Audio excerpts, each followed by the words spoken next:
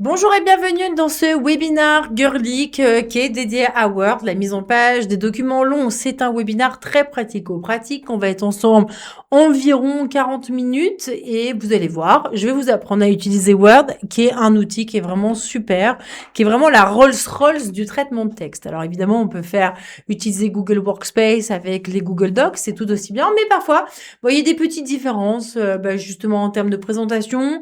Et il y a un truc que Word a mais n'a pas Google Docs, c'est la page de garde. Et la page de garde, c'est important pour mettre en page ces documents. Alors, on va commencer directement. Je m'appelle Julie Foulon, je suis la fondatrice de Girlic et je serai avec vous pendant ces 40 prochaines minutes. Alors, Girlic, c'est quoi? C'est un centre de formation dédié aux nouvelles technologies. On est basé à Bruxelles. On forme principalement des femmes, mais messieurs, vous êtes quand même les bienvenus. On fait de la remise à niveau des compétences informatiques, bureautiques et numériques. On fait des formations de testeurs d'applications. On est un centre certifié TOSA pour faire passer des certifications internationales sur certaines technos et certains outils plutôt, Word, Excel, Outlook, mais ça peut être Dishcomp qui est un référentiel européen, CyberCitizen par rapport à la cybersécurité, et plein d'autres. Et puis enfin, on fait passer des certifications ISTQB pour le testing. Voilà, nous, notre mission, c'est la Tech for Good. Le but, c'est vraiment de rendre accessibles tous ces outils numériques parce que on en a besoin plus que jamais. Ça nous entoure et avec la dématérialisation, il faut savoir être autonome avec ces outils. Voilà, je pense que c'est clair. On va commencer dès maintenant. Alors, pourquoi ce webinaire? Parce que il y a une perte de temps dingue dès qu'on fait de la mise en page. Surtout, moi, je vois beaucoup de personnes qui ils vont taper leur texte et ils vont mettre en forme au fur et à mesure. Mais du coup, ça prend un temps monstrueux, c'est fait à la main et puis il y a des erreurs qui vont se glisser. Et du coup, avec Word, on va gagner en rapidité. Même chose avec Google Docs parce qu'on va utiliser ce qu'on appelle les styles. Donc, ce qu'on va voir aujourd'hui, c'est les styles, les raccourcis, la table des matières, l'insertion des en-têtes, pied de page, la page de garde, les sauts de page aussi, ça c'est très pratique. Et comment exporter tout ça pour que ce soit figé, que ce soit nickel pour l'impression. Voilà. Le problème du formatage manuel, c'est qu'il peut y avoir des incohérences visuelles. Alors, sur des petits documents, ça fonctionne, mais quand on commence à faire 500 pages de documents, même 50, autant vous dire que autant utiliser les styles, hein, parce que là, sinon, on s'en sort pas et c'est vraiment l'enfer. Donc, le fait d'utiliser les styles, ça va permettre d'avoir une cohérence visuelle et surtout, on va pouvoir mettre à jour tout d'un coup. Si on le fait manuellement, la mise à jour ne sera pas possible. Alors, les styles, c'est quoi? C'est un ensemble de règles qui va s'appliquer aux polices de caractères, aux tailles des polices, à la couleur, aux emplacements. Tout est enregistré en un seul nom. Alors, ils sont pas cassés la tête. C'est titre 1, titre 2, titre 3, ok? Après, vous pouvez aussi créer vos propres styles en leur donnant des noms. Ça, il n'y a pas de souci. Et donc, vous pouvez très bien avoir titre 1, mais mon style, ou je sais pas, Girlic 1, Girlic 1, Girlic 2, Girlic 3, avec le nom de votre boîte, etc., ou votre prénom, ce que vous voulez. En tout cas, vous pouvez créer vos propres styles directement sur votre ordinateur. Voilà. Donc, Word sur votre ordinateur. Ouais, sur Word, tout, que ce soit en local ou sur le cloud, vous pouvez faire ça. Et alors, ce qui est chouette, c'est que vous allez pouvoir appliquer un style et le remplacer instantanément par un autre sans devoir tout refaire à la mano. Du coup, comment on fait? On va mettre en surbrillance un mot, un ensemble de mots ou un texte, d'accord? Et là, on va dire, ça sera mon titre 1, ça, ce sera mon paragraphe. Le paragraphe, ils appellent ça normal. Parfois, sur certaines versions Word, ils appellent ça aussi paragraphe, mais la plupart du temps, c'est normal. Et le résultat est immédiat. Vous allez voir, je passe assez vite parce que je trouve que le mieux, c'est de montrer comment ça fonctionne. Et alors, on va modifier les styles, changer la couleur, la police, et puis surtout, on va, quand on aura tout fait, on va aller clic droit, modifier sur le style, et on va mettre à jour. Voilà. Enfin, on va pas cocher, on clique directement sur mettre à jour. Ça, c'est vraiment la manière de faire. Très rapidement sur les raccourcis clavier, n'oubliez pas, on utilise comme dans Excel ou sur les ordinateurs, on utilise beaucoup les raccourcis clavier. CTRL-G ou commande G si on est sur Mac pour mettre en gras. CTRL-I pour mettre en italique, CTRL-J pour justifier le texte. Je rappelle, justifier, c'est aligner à gauche comme à droite. C'est beaucoup plus joli. Que aligné à gauche. CTRL majuscule C, c'est pour copier la mise en forme. CTRL majuscule V, c'est pour coller la mise en forme. Et enfin, le saut de page, c'est CTRL entrée. Ça, c'est très pratique. Ou commande entrée si vous êtes sur Mac. L'export, bah ça, c'est chouette. Parce que si vous exportez sous format Word et que la personne à qui vous envoyez votre document n'a pas les polices de caractère, eh ben, par défaut, il va mettre d'autres polices. Donc, son Word va mettre d'autres polices, mais nous, on veut pas ça. On veut simplement, justement, figer notre document avec notre charte graphique, notre police de caractère. Du coup, on va utiliser PDF pour tout figer. On coche généralement optimisé pour le standard, pour une autre résolution. Parfois, on peut le compresser aussi, si vraiment on a un document qui est très lourd. Et puis alors, chaque signé est cliquable, parce que du coup, tous vos titres, quand vous allez ouvrir le PDF, ce sera navigable. Donc, dès que vous allez cliquer sur un chapitre, dans la table des matières, ça va être navigable. On va rentrer directement dans le vif du sujet. Donc, ça, c'est un texte tout bête, ok, qui est quand même, voilà, qui fait quand même un certain nombre de pages. J'ai pas pris non plus trop grand. Ça, c'est ce qu'on va mettre en page. Et est-ce que j'ai, voyons voir ici, ce qu'on va essayer d'avoir, c'est ça. Voilà, ça, c'est ce qu'on va essayer de faire, ok. Un truc qui est le plus rapprochant. Là, j'ai mis des styles un peu différents sur le style de la table des matières. J'ai fait exprès, c'est pour vous montrer. Et puis, on va mettre des petites images, des choses comme ça, des graphiques. Et pour avoir un document qui ressemble à quelque chose, assez, et qui soit assez joli. Donc, on reprend mon document. Donc, moi, mon papa, il disait tout le temps, Julie, tu tapes d'abord ton texte. Donc là, je l'ai tapé. Et puis 2, tu vas qualifier tous les éléments. Donc ici, ce que vous voyez ici, dans les styles, c'est ce qu'on va utiliser. Alors, on s'en fiche du look. On peut changer après. Mais d'abord, on qualifie les éléments. Rapport annuel, ça va être le titre de mon rapport. Donc, c'est le titre de mon livre. OK? Et donc, par convention, on prend titre, gros titre. Et alors aussi, par convention, le titre 1, qui sera le titre de mon chapitre principal, titre 1, il est plus petit que titre. Et puis titre 2, il sera plus petit que titre 1, et titre 3, il sera plus petit que titre 2, etc., etc. Donc là, je qualifie tout. Résultat d'exercice. Détail, c'est un titre 2, vous voyez, qui est plus petit que titre 1. Et là, j'ai mon titre 3 pour le détail de mes trimestres. Voilà. Alors, pour sélectionner, soit je me mets avant, vous avez vu, la souris, elle va pencher à droite, ok? Et sinon, je clique n'importe où, au milieu, et puis je clique titre 1. Voilà. Je me mets au milieu de la ligne. Ça fonctionne aussi pour les paragraphes. Et gouvernance, titre 1. Et voilà, remerciement, titre 1. Alors, une fois qu'on a fait ça, on va reprendre n'importe quel look, enfin n'importe quel titre. Donc là, je prends celui-là, je le sélectionne et là, je vais le mettre en page. Alors moi, je vais prendre du Roboto, je vais le mettre en 24 et puis je vais le mettre je vais essayer de mettre en bleu marine, voilà. Et donc, une fois que j'ai fait ça, je vais sur titre 1, clic droit, mettre à jour.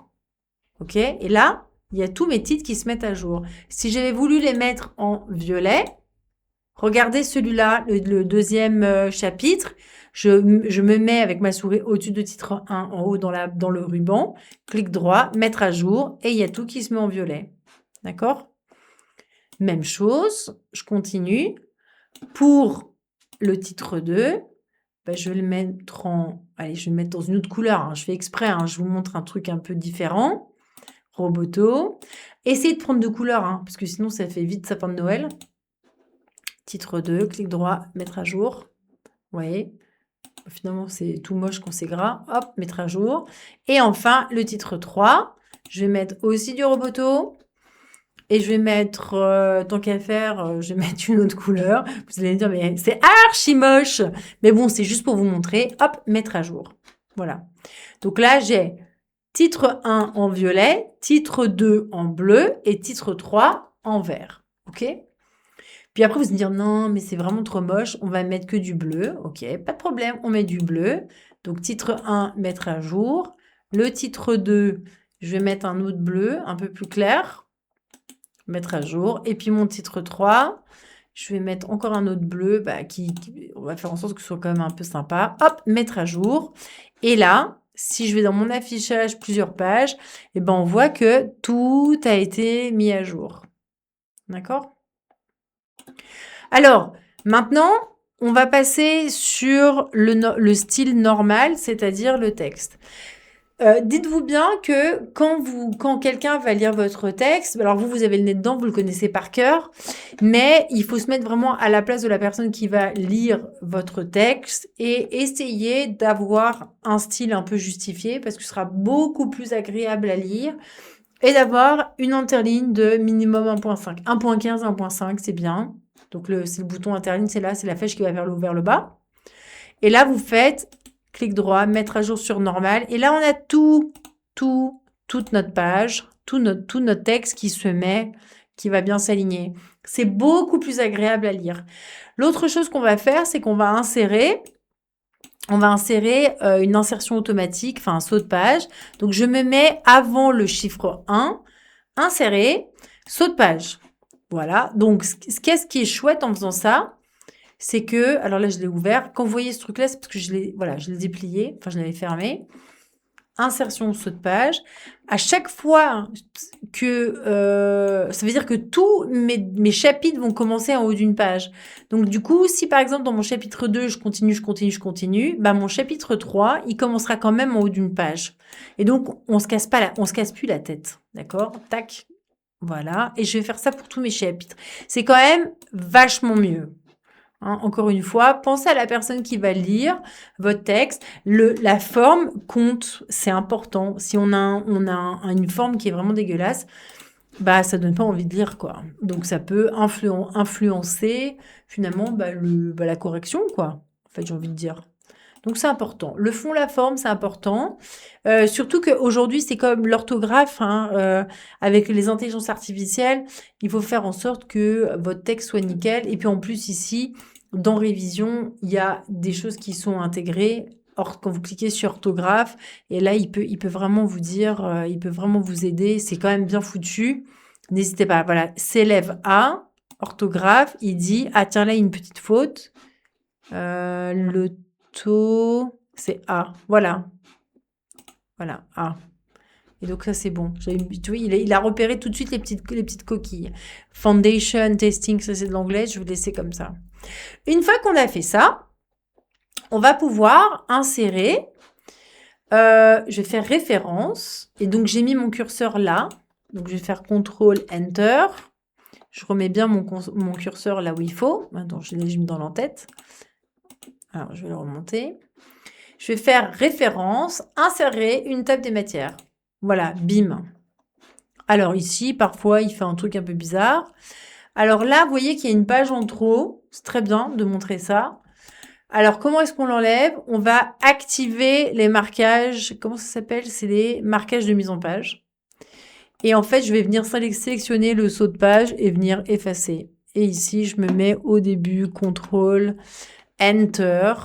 Et là, je vais remettre le qui sommes-nous, le chapitre 1 finalement, en début d'une autre page. C'est très pratique ces marquages de mise en page parce que ça permet de voir surtout les sauts de page, quand commence un paragraphe, quand il se termine et tout. Et donc là, qu'est-ce qu'on a? On a bien, bon là il va y avoir notre page de garde, mais en dessous il va y avoir notre table des matières qui est ici. Voilà. On va avoir, et puis après, on va avoir le différents chapitres. Voilà, ça commence à prendre forme quand même, moi j'ai envie de dire. Donc une fois qu'on a fait ça, je vais copier ça, CTRL-C. Je vais mettre tout au début et je vais faire insertion page de garde et puis je vais prendre une page de garde tout à fait standard. Voilà, titre document, CTRL-V. Et là, je vais venir coller, fusionner en fait la mise en forme. Le sous-titre, j'en ai pas. Le résumé, j'en ai pas. Je me casse pas la tête. Et puis ici, je vais mettre girlic. Girlic. Alors, j'écris à la main gauche. Et puis, l'adresse, on s'en fout. Ah! CTRL Z, qu'on fait une petite erreur. Tchac. Voilà. Et là, on a une petite page de garde bien sympatoche. Et puis, qu'on peut venir... Est-ce qu'on sait les tirer ce truc? Parfois, c'est un peu galère. CTRL A. On va pouvoir peut-être... 20, voilà. Et là, on a une petite page de garde un peu sympathique. Si on veut rajouter des éléments, on vient là, insérer. Et puis, on peut venir insérer des zones de texte. Non, on ne se casse pas la tête pour la page de garde. Ici, c'était notre ancienne page. CTRL X. OK. Voilà. Alors là, pareil, on se remet, on vient chercher dans accueil les marquages. Ça se remet bien. On a supprimé un saut de page. Et alors là, on va venir insérer l'en-tête. Comment est-ce qu'on fait pour insérer l'en-tête? Insertion, on fait en-tête. Et là, on a pareil, tout un tas de modèles qui s'affichent. Et nous, on va prendre celui-là. Et il y a bien marqué, comme on l'avait coupé, le texte, il y a rapport annuel, L numérique, ASBL. Donc là, pareil, pensez à la personne qui va imprimer votre dossier.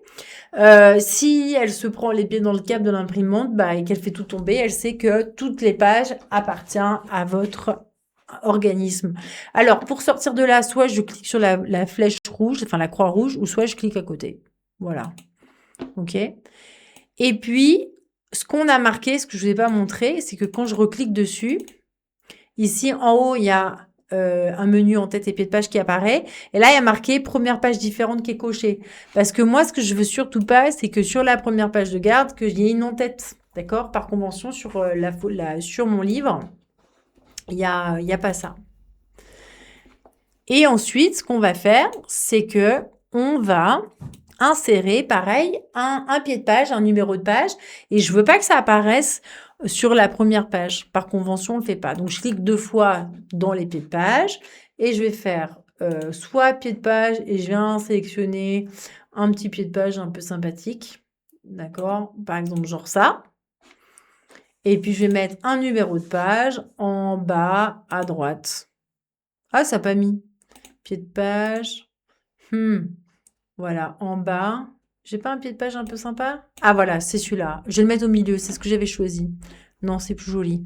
Alors, vous voyez que ici, mon pied de page, il commence par le chiffre 2, par le chiffre 1. Mais moi, je veux pas ça. Je veux qu'il commence par 2 parce que, ok, je mets pas le numéro de pied de page sur la première page, mais je veux quand même que ce soit cohérent. La première page, c'est 1, et du coup, mon sommaire, ce sera 2. Et donc, je vais faire format des pieds de page à partir de 2. OK, voilà. Donc là, il n'y a rien, parce que la première page est différente, c'est bien coché. Et quand je descends, c'est bien 2, et puis 3, et puis 4, etc. Et là, je ferme.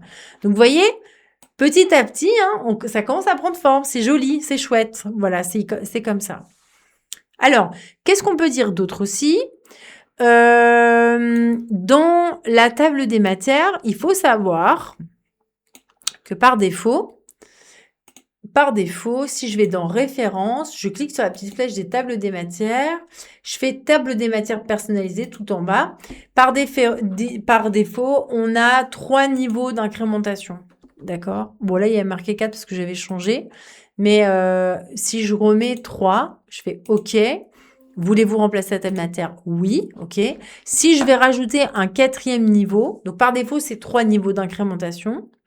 Si je mets, voilà, ici, je vais mettre encore 4e niveau, par exemple. 4e niveau. Donc là, ce sera un titre, j'écris n'importe quoi. 4e. Ah, qu'est-ce que j'ai foutu? Ah bah oui. Ah, la barbe. Parce qu'il y a le micro devant moi, donc du coup, j'arrive pas du tout à écrire. 4e niveau. Voilà. Donc là, ce sera un titre 4, puisque là, c'est un titre 3. Accueil, titre 4. OK, donc il est là. Si je fais maintenant Mettre à jour ma table des matières, comment est-ce que je la mets à jour? Je clique sur le titre table des matières. Si je clique là, ça va m'envoyer là où j'ai cliqué. Si je clique sur résultat de l'exercice, ça va m'envoyer sur résultat de l'exercice. Mettre à jour la table, mettre à jour toute la table. Et là, vous voyez, ici, il n'y a pas, oh, la barbe. Voilà, il n'y a pas dans premier trimestre, il y avait un 4e niveau. Ça marche pas. Donc, ce que je dois faire, c'est référence, table des matières, table des matières personnalisées, et je veux 4 niveaux d'incrémentation. Je remplace, et là, vous voyez, le 4e niveau apparaît. Donc ça peut être une source d'erreur. Si jamais vous avez vraiment un gros rapport, ben c'est bien en fait de mettre, d'aller checker le niveau en fait d'incrémentation. Ça va? Alors aussi, parfois, si vous avez envie d'avoir un, comment dire, ici, je sais pas moi, la table des matières, je vais regarder ce que c'est comme police de caractère, mais parfois c'est un peu différent. Donc c'est du Calibri, sachant que, ici c'est quoi? Ah tiens, c'est du Calibri. Moi je veux du Arial en texte. On va modifier tout mon document. Je vais mettre du Arial, clic droit sur normal, mettre à jour. OK. Et donc, admettons, on est là, mettre à jour toute la table, voilà. Et là, j'ai quoi? J'ai aussi du Arial. OK, donc ça, c'est par défaut. Mais admettons, j'ai envie que ma table des matières, qu'il y ait un peu un look différent. Donc, si je prends tout comme ça, et je dis, ouais, ça va être du Roboto, par exemple, parce qu'on avait dit tous nos titres, c'était du Roboto. OK? Le problème, c'est que si j'enlève 4e niveau et que je mets à jour ma table, on va chercher 4e niveau, il est là. Je vire ce truc-là. OK? Je mets à jour ma table. En ayant fait comme ça et en ayant sélectionné ma table des matières, j'avais mis Roboto. OK? Si je mets à jour ma table des matières, eh ben, ça va revenir en Arial. OK? Donc, comment est-ce que je change le style ici? Je vais aller dans mon volet des styles qui se trouve ici. Vous voyez, les styles sont là en bas à droite de cet encart style. On va cliquer sur cette petite flèche qui va vers en bas à droite. Je clique dessus et je vais rechercher TM1, TM2, TM3. C'est là. Et donc là, TM1, je vais tout au bout, il y a une petite flèche, modifier. Et là, dans la mise en page, je vais mettre du Roboto et j'ai envie de mettre, je sais pas moi, du bleu marine et je fais OK. Et regardez ce qui se passe. Pourquoi j'arrive pas à virer de ce truc-là? Tac. Allez, voilà. Voilà. Et là, ça se met en bleu. Si j'ai envie de mettre le TM2 en bleu plus... C'était un autre petit bleu. Je vais le prendre. C'était ça. OK. Ça se met. Non, je me suis trompée là. Je vais mettre TM1. Je vais modifier. C'était un bleu foncé. Ça, c'est TM1. Voilà. OK. Voilà. Alors ensuite, c'était TM2 en bleu un peu plus clair. Il est où? Là, ici. Et le TM3 en encore un peu plus clair. Donc ça peut être vraiment chouette. J'arrive pas à le prendre ici. Le TM3, table de matière numéro 3. Et ben là, je vais mettre comme ça. Et puis, je vais dire que c'est du Roboto. Parce que je n'avais pas dit que c'était du Roboto. Voilà. Et dans TM2, est-ce que j'avais dit que c'était du Roboto? Je ne sais plus. Police, modifier. Non, tu vois, j'avais pas dit que c'était du Roboto. Bim, voilà. Et voilà. Et comme ça, on peut avoir quelque chose de propre. Mettre à jour la table, je mets toute la jour ma table, et ici, ça va pas bouger en termes de police. C'est pour ça que c'est important d'utiliser le volet des styles. Encore une fois, le volet des styles, il se trouve ici. Quand vous regardez votre ruban, vous êtes dans Accueil, c'est là. C'est la petite, vraiment dans le coin inférieur droit, il y a une flèche en diagonale qui pousse, qui va vers la droite, en bas à droite. Vous cliquez dessus et là, ça va vous ouvrir un volet comme ça. Par défaut, il va être un peu comme ça, rikiki. OK? Vous l'ouvrez en bas, hein. Vous prenez votre curseur, vous mettez dans un coin et puis vous tirez comme ça. Vous voyez?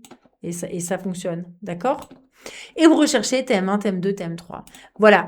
Donc, maintenant, qu'est-ce qu'on a? sur plusieurs pages, et ben là, on commence à avoir un truc un peu sympa. Bon, alors là, je sais pas pourquoi, ça s'est complètement mis n'importe comment. Ça peut sauter. Si jamais ça arrive, bah vous vous inquiétez pas, hein. On va essayer de remettre en gros. Vous le mettez comme vous pouvez. On va mettre du bleu. Et puis, vous mettez du roboto. Ça, c'est pas très, très grave. Et là, le titre, clic droit, mettre à jour, comme ça, si jamais il y avait un problème. Et est-ce qu'on peut mettre en gros? En plus gros encore? Tac. Non, c'est trop. Je vais mettre du 40. Non, ça va pas non plus. Du 36? Oh, la barbe. Ah oui, non, comme ça, c'est bien. Je mets Enter. Voilà, comme ça, hop. Rapport annuel. Tac. L numérique ASBL. Parfait. Et voilà. Et là, on a un joli rapport qui est bien mis. Alors maintenant, si on veut intégrer, on peut intégrer des graphiques. Donc, par exemple, si je veux ici prendre ce graphique-là pour l'insérer, CTRL-C, je me casse même pas la tête. Et là, par exemple, résultat, je vais le mettre inséré dans le point 4. Je me mets ici, CTRL-V, et ça s'insère automatiquement. Je vais prendre un autre graphique, ici, CTRL-C. Je retourne là, perspective, CTRL-V. Voilà. Alors ici, c'est un peu trop grand. Donc, hop, je vais le modifier un peu. Voilà, hop. Et ici, je viens supprimer mon saut de page. Mon saut de page qui est là, qui ne sert à rien. Vous voyez? Et puis là, on a un beau graphique. Enfin, on a un beau rapport. Notre rapport, voilà, ça fonctionne. Et si demain vous montrez ça à un collègue qui dit non, on veut pas du bleu, on veut du vert, ok, en titre 1, bah vous dites pas de souci, vous le faites une fois, clic droit, mettre à jour, bim, et il y a tout qui se met à jour, ok? Alors une fois que vous avez fait ça, vous faites fichier, enregistrer sous, et là vous allez sur votre ordinateur, donc sur ce PC, alors moi je vais le mettre dans le téléchargement, et alors, je sais pas moi, version finale.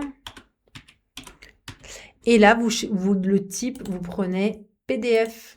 Et voilà, et vous l'enregistrez.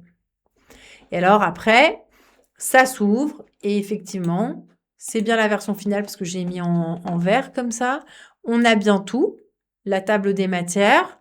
Et puis, on a tout le texte qui va s'afficher tranquillement.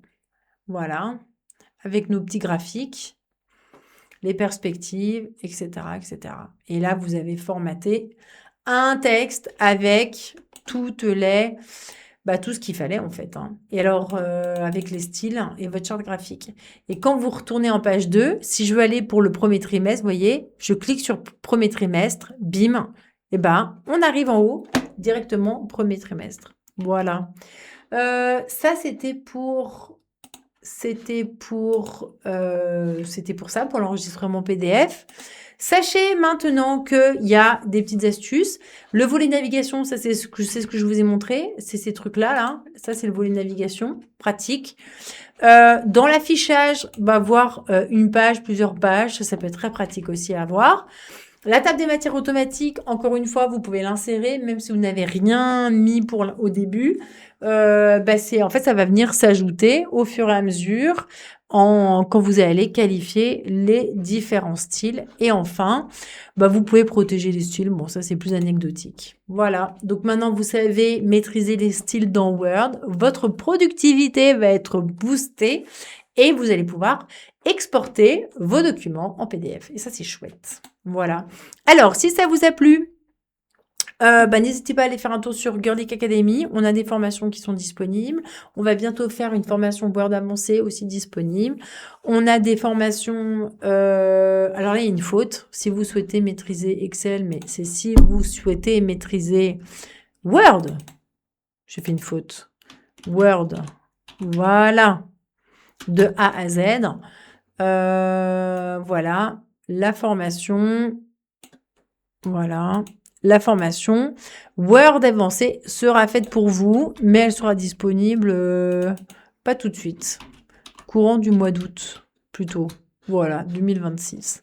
Donc ça, c'est bon, c'est fait. Et puis alors surtout, ce qui est important pour nous, c'est que vous nous laissiez un petit commentaire. Alors les prochains webinaires, là, ils sont déjà passés parce que j'ai fait un replay. J'ai dû réenregistrer plein de fois cette vidéo parce qu'à chaque fois ça passait pas.